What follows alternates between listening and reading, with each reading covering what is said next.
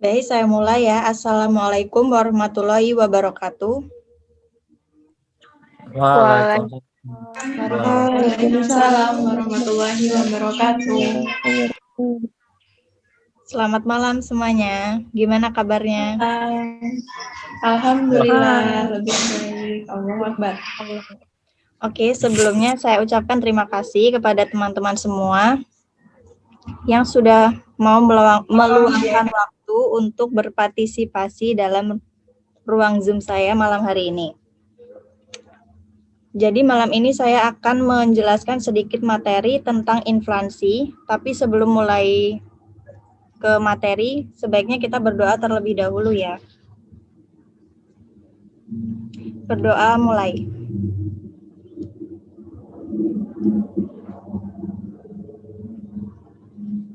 Berdoa selesai. Oke, langsung ke materi ya.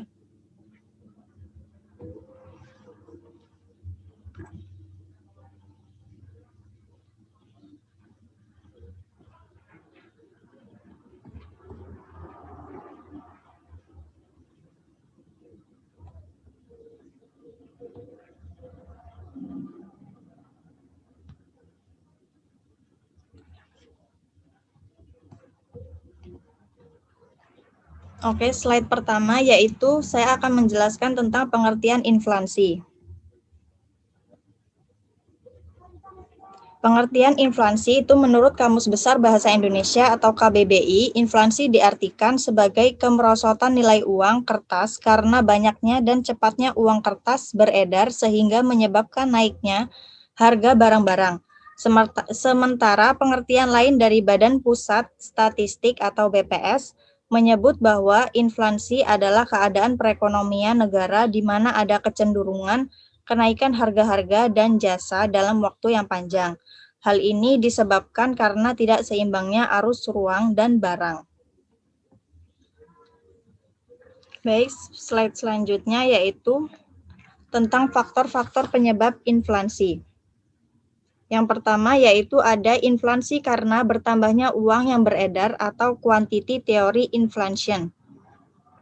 Inflasi ini disebabkan karena bertambahnya uang yang beredar dan dikemukakan oleh kaum klasik yang menyatakan bahwa ada keterkaitan antara jumlah uang yang beredar dengan harga-harga.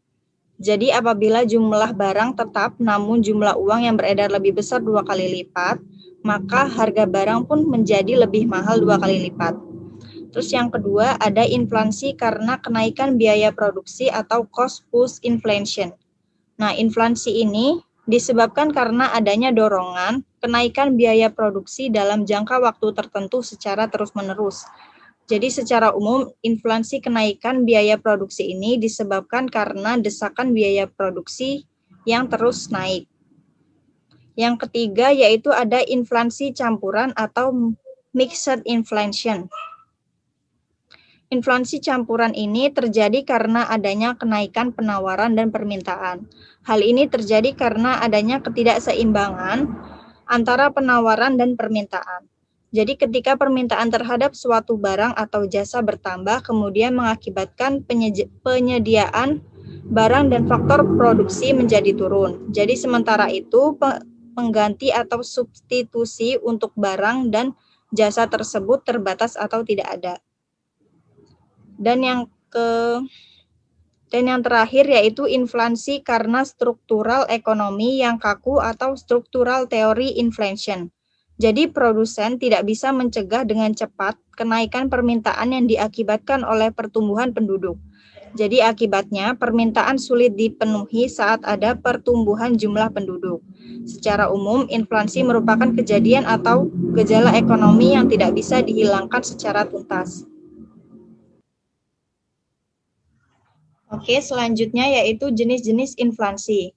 Yang pertama berdasarkan sumbernya itu dibagi menjadi dua. Yang pertama inflasi dari dalam negeri dan inflasi dari luar negeri. Inflasi dari dalam negeri itu timbul akibat defisit anggaran belanja karena dibiayai melalui penerbitan uang baru. Jadi inflasi ini juga terjadi karena kegagalan panen sehingga jumlah barang yang ditawarkan berkurang. Dan yang kedua itu inflasi dari luar negeri timbul karena naiknya harga barang impor. Jadi kondisi ini terjadi akibat naiknya biaya produksi di luar negeri atau adanya kebijakan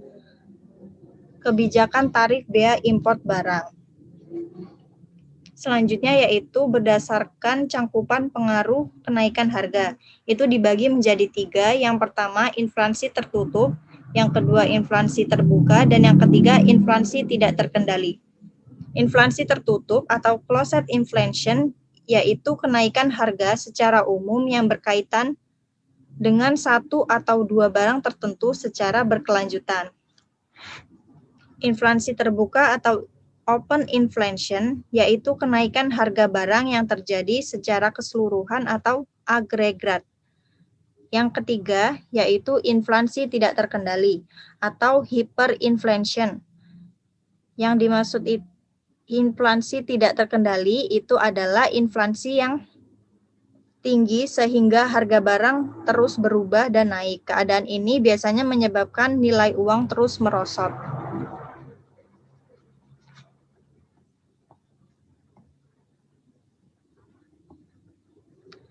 Selanjutnya berdasarkan tingkat keparahan itu dibagi menjadi 4. Yang pertama inflasi ringan, yang kedua inflasi sedang, yang ketiga inflasi berat, dan yang keempat inflasi tidak terkendali. Inflasi ringan yaitu inflasi yang masih di bawah 10% per tahun.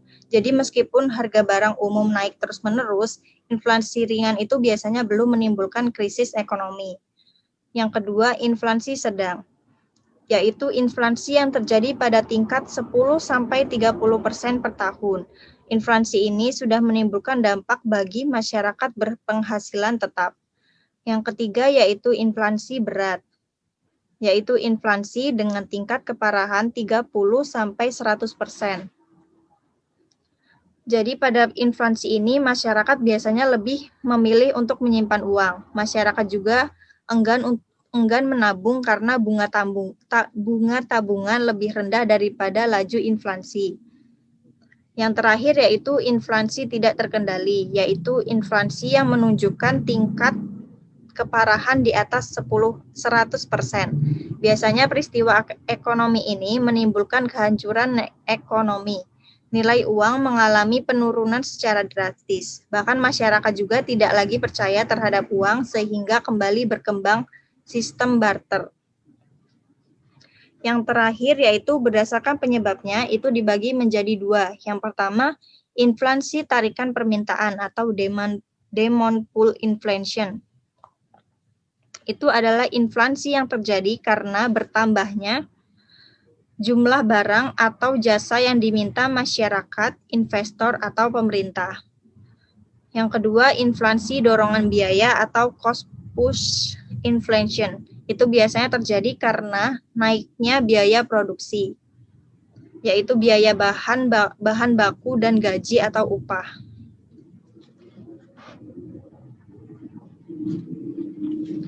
Selanjutnya yaitu dampak inflation. Jadi secara umum inflasi itu membawa dampak positif dan negatif bagi kelompok masyarakat tertentu. Nah, kelompok masyarakat tertentunya itu dibagi menjadi 5 macam. Yang pertama, bagi masyarakat berpenghasilan tetap dan tidak tetap. Nah, dilihat dari konsep ekonomi, inflasi ini menyebabkan nilai real uang menurun. Jadi bagi masyarakat berpenghasilan tetap, fenomena ini dapat mengurangi daya belinya. Lalu kondisi sebaliknya dialami masyarakat berpenghasilan tidak tetap. Misalnya kayak pedagang gitu ya. Terus yang kedua bagi penabung. Biasanya nilai real uang yang menurun merugikan masyarakat yang menyimpan kekayaan dalam bentuk uang tunai. Untuk meminimalisasi dampak negatif inflasi, biasanya masyarakat dapat menyimpan kekayaan dalam bentuk emas, tanah, properti, dan valuta asing. Yang ketiga yaitu bagi debitur dan kreditur.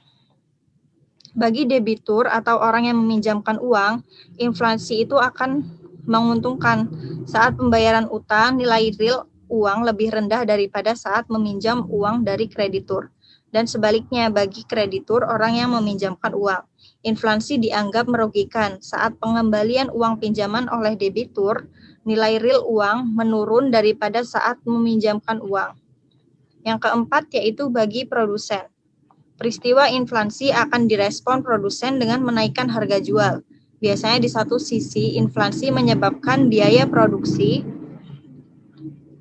bertambah, dan di sisi lain inflasi juga memungkinkan produsen memperoleh keuntungan lebih besar daripada kenaikan biaya produksi.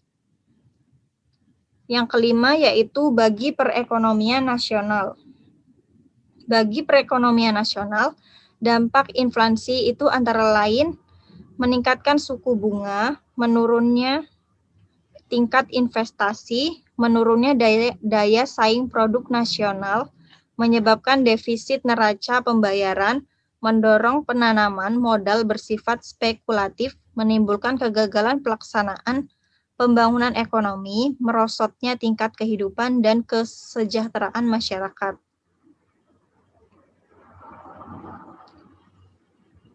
Slide selanjutnya yaitu tentang cara mengatasi inflasi. Yang ada tiga cara, yaitu yang pertama kebijakan moneter. Kebijakan moneter juga dibagi menjadi 4 macam, yaitu yang pertama kebijakan diskonto atau diskon policy. Kebijakan diskonto itu yaitu kebijakan menaikkan suku bunga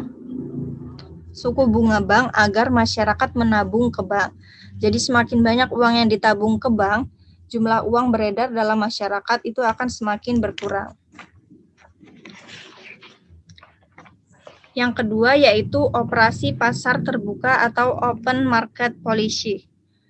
Kebijakan pasar terbuka yaitu kebijakan menjual surat berharga sertifikat bank Indonesia misalnya kepada masyarakat.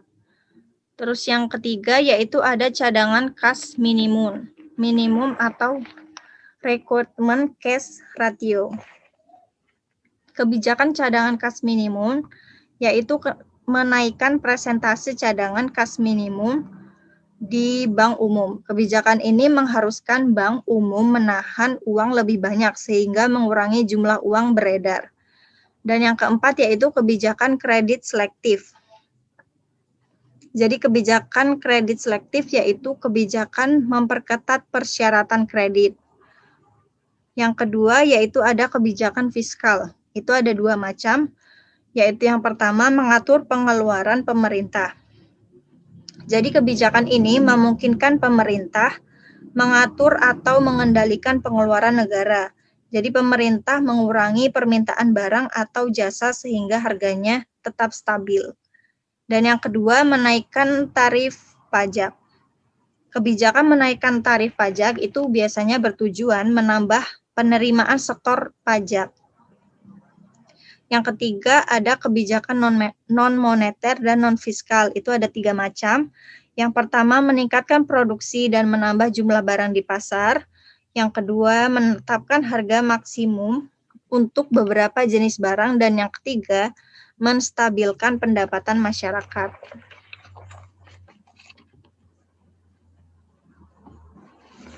Baik, itu materi dari saya. Dan untuk kesimpulannya yaitu untuk mengatasi defisit anggaran yang dapat memicu timbulnya inflasi, pemerintah seharusnya menjaga atau mengusahakan pengeluarannya sesuai dengan apa yang telah dianggarkan agar tidak melebihi pendapatan pemerintah. Karena apabila pengeluaran pemerintah seimbang dengan pendapatan pemerintah, maka tingkat inflasi dapat dipertahankan. Selanjutnya memprioritaskan pengeluaran hanya pada bidang yang produktif sehingga diharapkan dapat meningkatkan kapasitas output yang dapat memenuhi kenaikan permintaan agregat akibat dari output tetap dan dapat menekan inflasi. Baik, sekian dari materi dari saya. Jika ada yang ingin ditanyakan, silakan. Saya, Kak. Ya, silakan nama dan NPM. Baik, nama saya Tiara Wijayanti, NPM 20210031. Izin bertanya, Kak. Apa tindakan produsen agar memperoleh keuntungan saat kondisi ekonomi mengalami inflasi? Terima kasih, Kak. Oke, baik. Langsung saya jawab ya. Apa tindakan produsen agar memperoleh keuntungan saat kondisi ekonomi mengalami inflasi? Yaitu dengan cara menaikkan harga satuan barang produksi dan mencari faktor produksi yang lebih rendah harganya. Bagaimana, Kak? Bisa dipahami?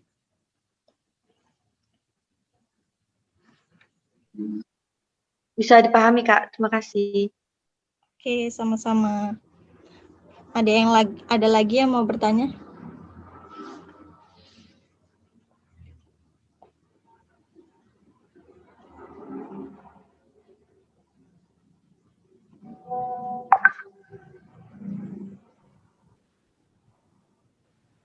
Saya Kak izin bertanya.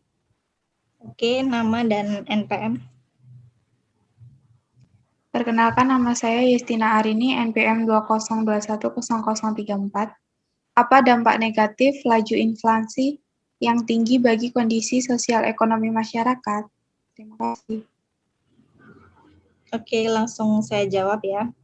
Dampak negatif laju inflasi yang tinggi bagi kondisi sosial ekonomi masyarakat itu adalah tidak adanya stabilitas ekonomi, sehingga kondisi perekonomian akan menjadi kacau dan aktivitas perekonomian akan menjadi lesu.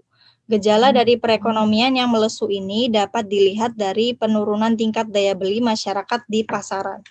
Nah, tingkat inflasi yang tinggi itu juga akan menurunkan minat masyarakat untuk menabung dikarenakan nilai mata uang yang semakin terus menimbulkan kerugian bagi masyarakat yang menabung walaupun suatu bank menaikkan tingkat suku bunga. Hal ini tentu akan mengakibatkan lembaga perbankan kesulitan untuk memberikan pinjaman modal bagi para pelaku usaha, hingga akhirnya dunia usaha akan lesu. Bagaimana Kak jawabannya? Bisa dipahami?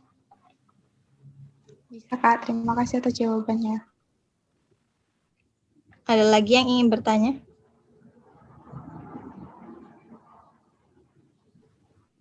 Sepertinya cukup Kak. Oke, jika sudah cukup, maka saya akhiri. Terima kasih untuk waktunya, dan saya akhiri. Wassalamualaikum warahmatullahi wabarakatuh. Waalaikumsalam warahmatullahi wabarakatuh.